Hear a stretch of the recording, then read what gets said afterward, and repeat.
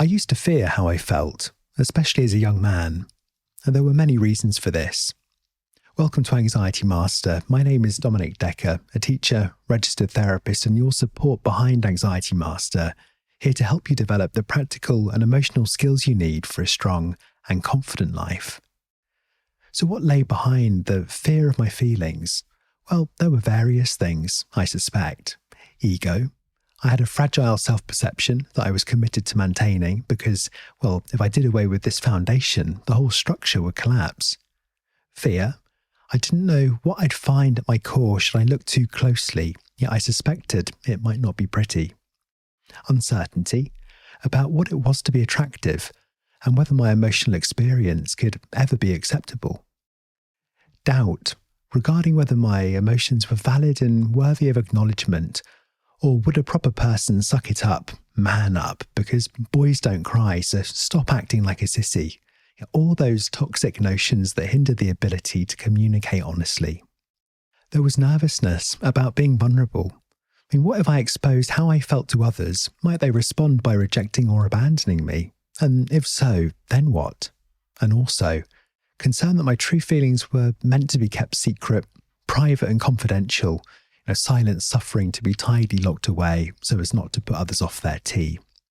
Clearly, much thought and emotion were invested in dampening my feelings, and underlying this was a silent belief that my internal experience reflected the person I was. In other words, I was a shameful person if I had shameful feelings, or I was an unlikable person if I had unpleasant emotions. And now I understand emotions as like the weather. Just as the weather can change quickly and unpredictably, so can your emotions. But just as the weather does not define who you are, neither do your emotions, because they're simply passing through. And as we can dress for sun or storms, who we are and who we become concerns not so much the content of emotional experience, but more how we respond to it.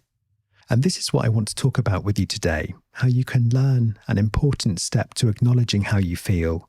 Namely, instead of judging your emotions to be either good or bad, to learn how to listen and describe how you feel as an initial means of processing your emotional experience. Now, thinking back to my own personal life, back then, as a young man, I wasn't at peace with many aspects of my past and how some events had shaped me, so I did my best to ignore internal reflection because I wasn't sure how to look.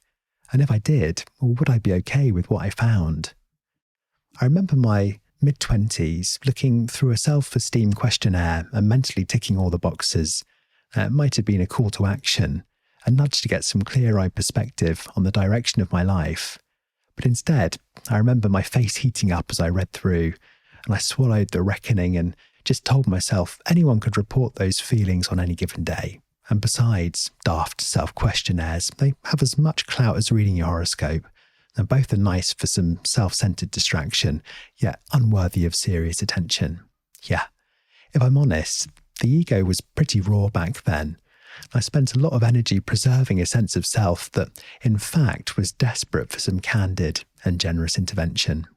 It's often true that we'd prefer to distract our attention or swiftly bypass emotional vulnerability, because somewhere inside, many of us are primed to judge any chinks in the armour as a sign of weakness. And if we're weak, well, perhaps we're not worthy. And if we're not worthy, the group might abandon us. And then what? Well, we'll be left to fend for ourselves, and life will feel precarious and uncertain, and maybe lonely. That sounds scary. In fact, come to think of it, I completely understand why I chose not to look too carefully at my internal experience. Rather, I felt calmer surrounded by the hustle and bustle as a means to subdue the internal noise. Yet in hindsight, I now understand that nothing keeps us welded to emotional discomfort like pretending it doesn't exist. And today, I want to pick up on some of these themes to talk about how we can get better at processing our emotions by learning to feel them instead of judging them. In other words, to suspend the often silent and underlying belief that emotions are either good or bad, and instead to lean in and feel more carefully. Because learning to feel how you feel is an important step towards tackling internal discomfort. Indeed, learning to feel is akin to giving yourself a compass through the storm. Besides, when we don't acknowledge how we feel, It comes out in our behaviour anyway, so better to move with it than against it. Now for me back then, self-esteem, this is the beliefs I carried about my worth and ability represented a fair chunk of pain. And maybe you can recognise some aspect of self-esteem as an issue for you too. Well, here are some common self-esteem themes that get in people's way. Well, they believe they don't deserve or are not good enough, so they wind up believing their inner voice and one that keeps telling them that they aren't good enough, that they don't know enough, and that's for other people, not for them. They couldn't possibly succeed at that, and they have no luck, so don't even try. And it seems like everyone has gone to the party while they chose to stay at home while wishing secretly that they could be there too. They overcompensate, so they take extreme measures attempting to correct or make amends for an error, weakness, or other problem. For example, they may take on excess responsibility at work, answering emails late into their private time, perhaps to try and bypass the discomfort of some other perceived shortcoming or limitation. They do things for other people to try and feel better. Now, while it's nice to do something for others, sometimes the motive is to feel better about oneself instead of simply helping someone else. They compromise on things they shouldn't. They might relinquish or give up on an idea or value to please someone else. And here, they prioritise the projections of others over their own sense of self. And then when it comes to relationships, whether with those at work or with friends or romantic partners, we know that these can damage self-esteem. Yet people already with low self-esteem get in or stay in toxic relationships. And often, because they devalue themselves, they rationalise and justify that it's okay. They tolerate unacceptable behaviour. Because they believe they aren't good enough, they allow people to say and do mean or inappropriate things to them. Remaining stuck in the way they allow others to take advantage often results from a subtle, underlying desire to keep the pain and anguish with them. They might think this will bring them attention and acknowledgement, or perhaps the experience of sorrow or sadness is more familiar and comfortable, and at least pain is stable. And ultimately, they don't believe they deserve to be treated in a kind and fair way. They don't set and hold good boundaries to protect themselves. So people with insufficient self-esteem don't set limits on what is and is not acceptable for others to do to them. And even when they do set boundaries, they swiftly back down and allow the behaviour to continue. They don't ask for what they want because they believe they don't deserve good things or a better life. They just don't ask for them. People with insufficient self-esteem berate themselves. They beat themselves up more than anyone else because they feel they have failed somehow. And even if it was a simple, honest error, they feel the emotional burden of blame. And so they stay quiet about it, fearing being wrong or sounding stupid. They seek perfection in themselves and sometimes from others.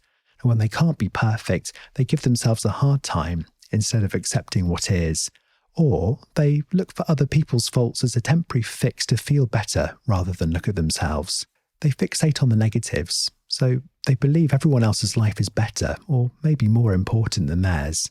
Instead of looking at all the good things they have, they compare their lives to those of others, and one tiny negative comment or observation can linger forever in their memory while all the compliments and praise go unnoticed. They tend to stay quiet and suffer. At times, speaking up and expressing what is wanted makes sense, but they hold back because they see themselves as not worthy or deserving.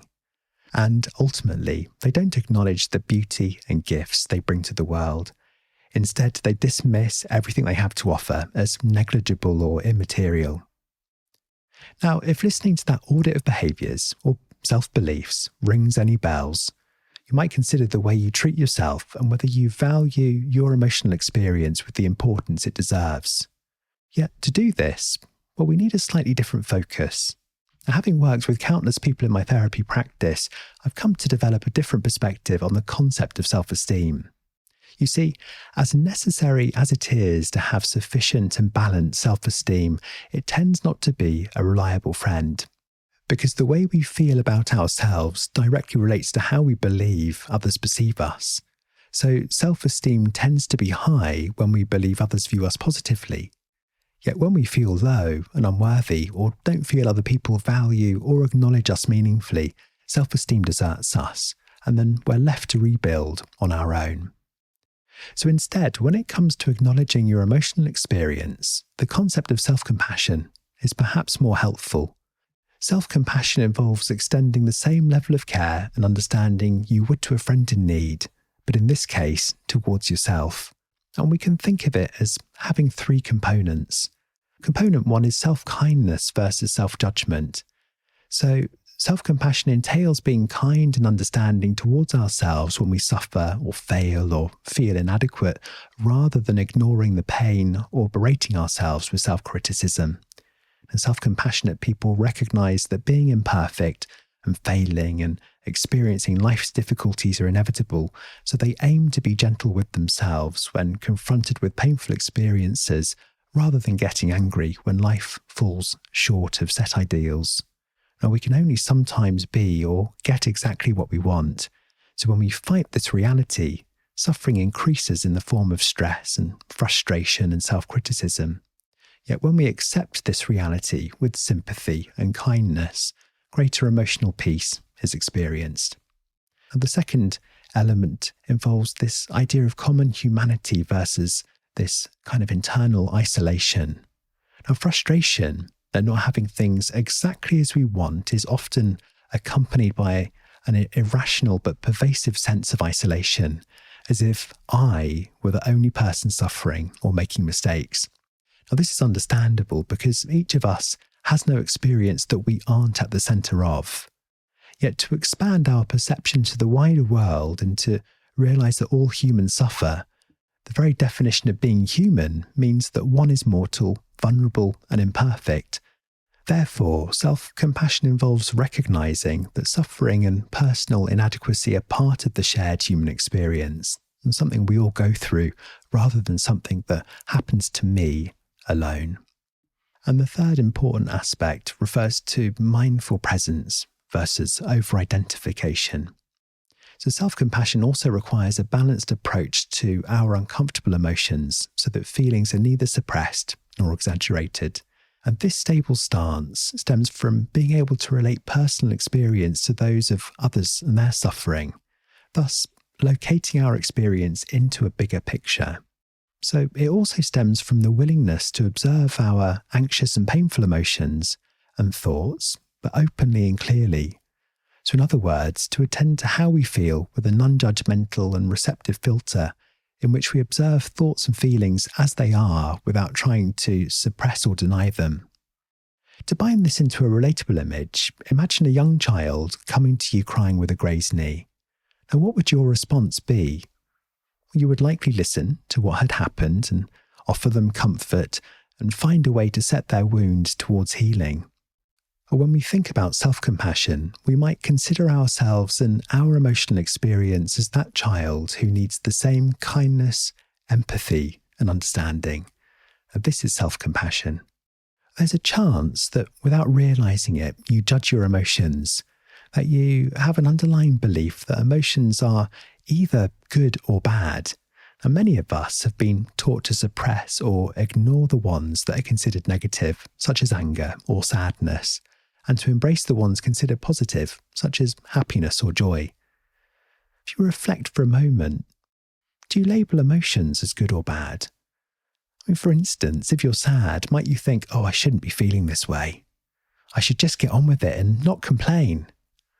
Or maybe you feel guilty if you're angry, or you find yourself apologising if you cry. And many girls have been taught not to be angry. Many boys have been taught not to cry. Many of us have been taught to, at least outwardly, remain positive all the time and to never make anyone else feel bad either. So a part of self-compassion involves getting better at feeling by learning to describe instead of judge how you feel.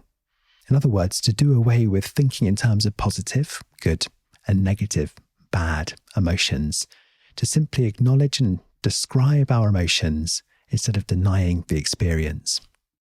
Now, emotions occur in response to any kind of stimulus. It could be actual, imagined, or relived, such as physical events, social interactions, or remembering or imagining an event, and sometimes talking or thinking about or physically reliving a past emotional experience. Now, just a little bit of background on the concept of negative emotions and where it stems from. So when it comes to interpreting how we feel, many of us have kind of indirectly been informed, at least partially, by the work of a well-known theorist named Paul Ekman. And Paul Ekman adopted this concept that humans experience 5 primary emotions. These are joy, fear, anger, disgust, and sadness. And Ekman popularized the idea of 7 universal facial expressions. These are anger, contempt, disgust, enjoyment, fear, sadness, and surprise. So naturally, our facial expressions have an impact on other people. And here we might learn to judge which are good and which are not by the responses that we receive from other people. And a majority of these emotions and their corresponding facial expressions can be judged as negative in their impact on others. So in effect, to comply with social norms, we often end up learning to mask or swallow the majority of our emotional experience. So when we label the majority of emotions as bad, whether we realize it or not, we end up putting loads of energy into trying to shut down the other 90% of how we're really feeling. Now, I don't know about you, but I've had the experience more times than I'd like to recall of smiling when I feel embarrassed or distressed. In those moments, it seems that the raw emotion isn't allowed or isn't meant to be displayed, and even less if it might somehow upset others or cause further disruption. And yet, what's the outcome of not expressing how we feel?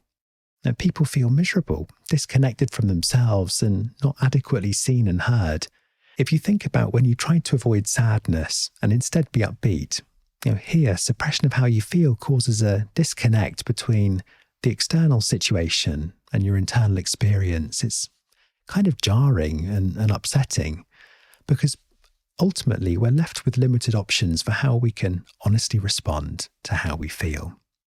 So you can try not to feel sad or disappointed, but the more you suppress this, the greater the pressure to explode.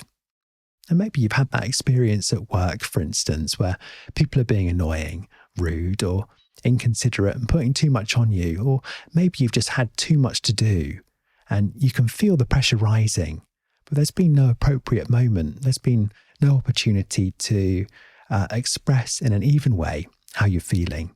Or maybe you haven't even had a chance to take a step back and work out how you're really feeling. And then later, it's often with those we feel safest with, poor them, the earlier build-up of distress bubbles up and erupts over something minor.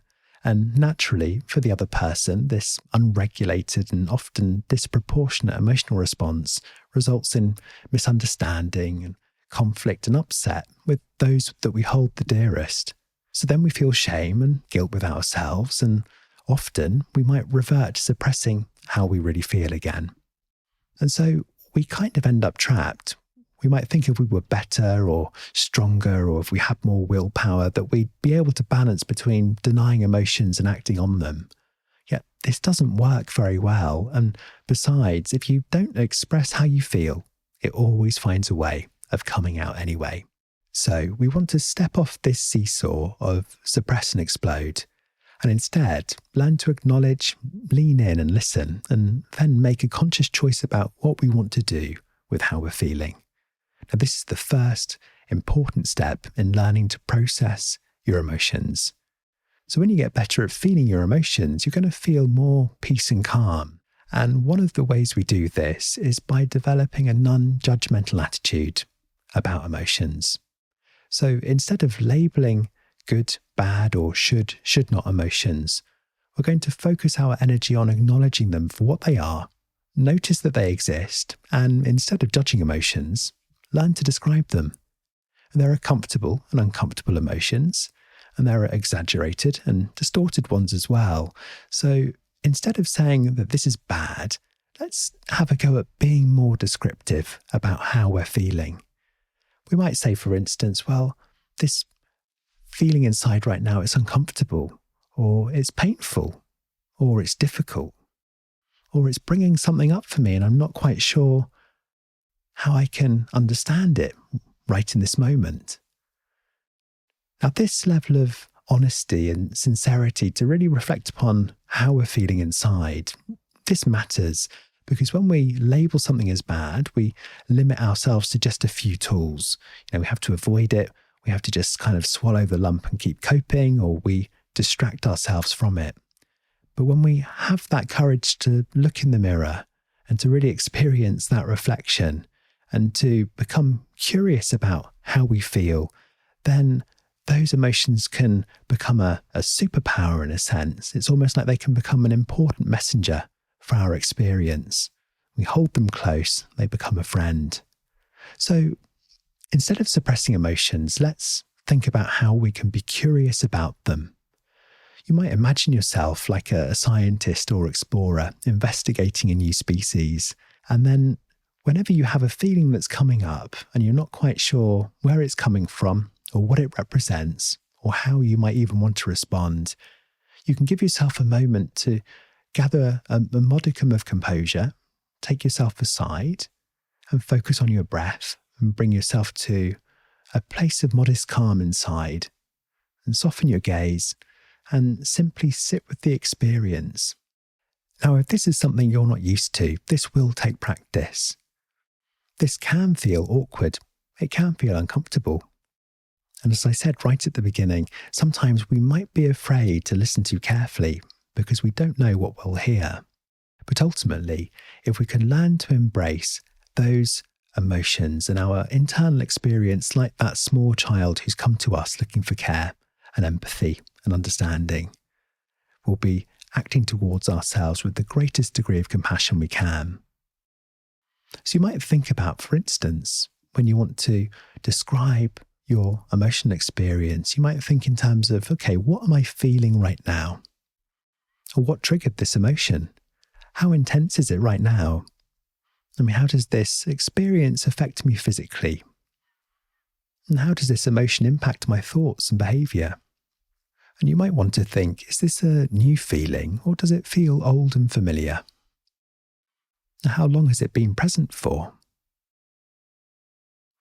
Is this emotion a reaction to a current situation or a past experience? And are there any other emotions present that may be influencing how I feel? And when you've sat with this for a while, then you might finish or conclude by asking, well, what might help me manage this emotion or change my response to it right now?